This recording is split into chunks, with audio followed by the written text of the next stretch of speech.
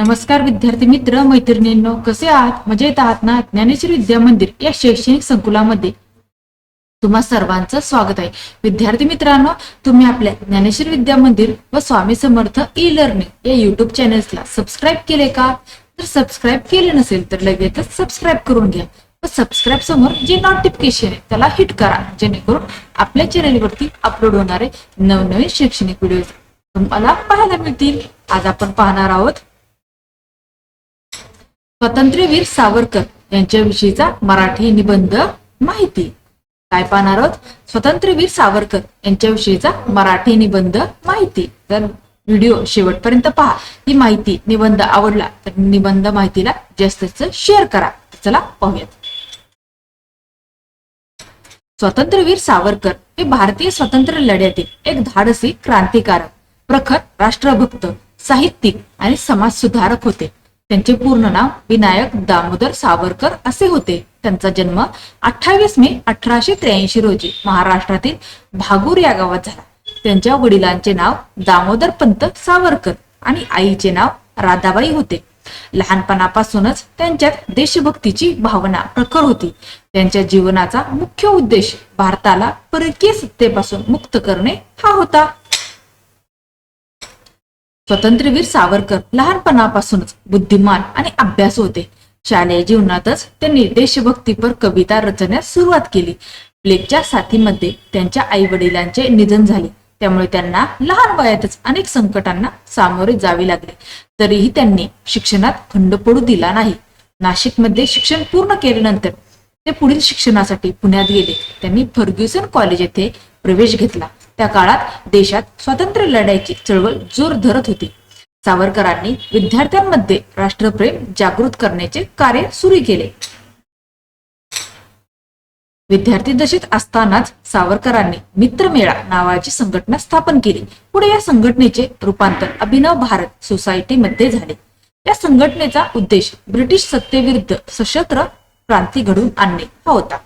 सावरकर तरुणांना देशासाठी बलिदान देण्याची प्रेरणा देत होते. 1906 साली सावरकर कायद्याचे शिक्षण घेण्यासाठी इंग्लंडला गेले. तिथे त्यांनी इंडिया हाऊस मध्ये वास्तव्य केले. इंग्लंडमध्ये असताना त्यांनी क्रांतिकारक विचारांचा प्रसार केला. त्यांनी 1857च्या स्वातंत्र्य युद्धावर आधारित 1857चे स्वातंत्र्य समर हा ग्रंथ लिहिला. या पुस्तकात त्यांनी 1857चा उठाव हा केवळ बंड नसून स्वातंत्र्य युद्ध होते असे ठामपणे मांडले.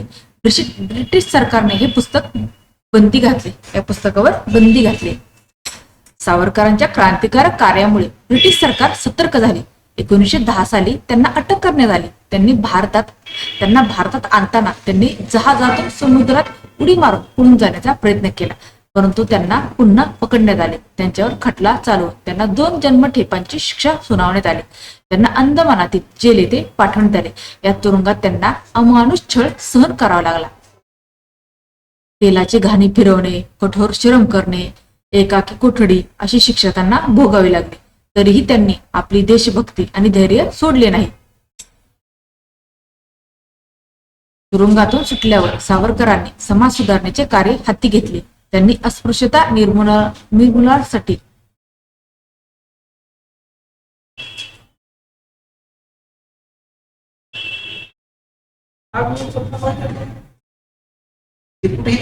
खाली का मग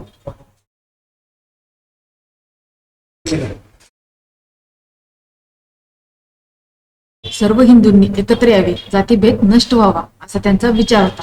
त्यांनी पतित पावन मंदिराची स्थापना करून सर्व जातींना प्रवेश दिला.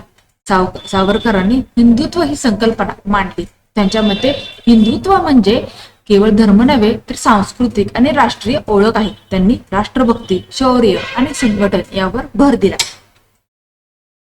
वीर सावरकर हे उत्तम साहित्यिकही होते. त्यांनी कविता, नाटक, आत्मचरित्र, इतिहास ग्रंथ अशा विविध प्रकारात लेखन केले. माझी जन्मठेप या आत्मचरित्रात त्यांनी अंदमानातील कारावासातील अनुभव मांडले आहेत.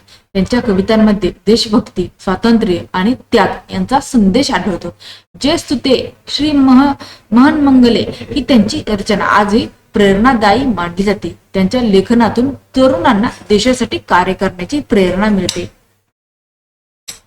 सावरकरांनी स्वातंत्र्यासाठी सशस्त्र क्रांतीचा मार्ग स्वीकारला. त्यांचे मत होते की परकीय सत्तेविरुद्ध लढण्यासाठी धैर्य आणि संघटन आवश्यक आहे. त्यांनी तरुणांमध्ये राष्ट्रप्रेम जागृत केले. त्यांच्या विचारांचा प्रभाव अनेक क्रांतिकारकांवर पडला. त्यांचे जीवन त्याग, संघर्ष आणि धैर्य यांचे प्रतीक आहे. अंदमानातील कठोर शिक्षेनंतरही त्यांनी आपला आत्मविश्वास गमावला नाही. त्यांच्या कार्यामुळे भारतीय स्वातंत्र्य लढ्याला वेग मिळाला. स्वातंत्र्यानंतरही सावरकरांनी समाजकार्यात सहभाग घेतला. आयुष्याच्या शेवटच्या काळात त्यांनी आत्मार्पणाचा मार्ग स्वीकारला. 26 फेब्रुवारी 1966 रोजी त्यांचे निधन झाले. त्यांच्या मृत्यूनंतरही त्यांचे कार्य आणि विचार आजही अनेकांना प्रेरणा देतात. स्वातंत्र्यवीर सावरकर हे भारतीय स्वातंत्र्य लढ्यातील एक महत्त्वाचे आणि प्रभावी व्यक्तिमत्व होते. त्यांनी क्रांतिकारक, साहित्यिक आणि समाज सुधारक म्हणून उल्लेखनीय कार्य केले. त्यांचे जीवन आपल्याला धैर्य, त्याग आणि राष्ट्रप्रेम यांचे धडे देते. आजच्या तरुण पिढीने त्यांच्या जीवनातून प्रेरणा घेऊन देशाच्या प्रगतीसाठी कार्य केले पाहिजे. वीर सावरकरांचे कार्य आणि विचार भारतीय इतिहासात सदैव स्मरणात राहतील. त्यांच्या बलिदानामुळे आपण आज स्वातंत्र्याचा श्वास घेत आहोत. देशासाठी जगणे आणि देशासाठी मरणे हीच त्यांच्या जीवनाची खरी ओळख होती. तर अशा प्रकारे स्वातंत्र्यवीर सावरकर यांच्याविषयीची माहिती निबंध संपलेला आहे. तुम्हाला आजचा हा निबंध माहिती आवडली का? आवडली असेल तर ह्या माहितीला जास्तीत जास्त शेअर करा. चॅनेलवर नवीन असेल चॅनलला सबस्क्राईब करा. धन्यवाद.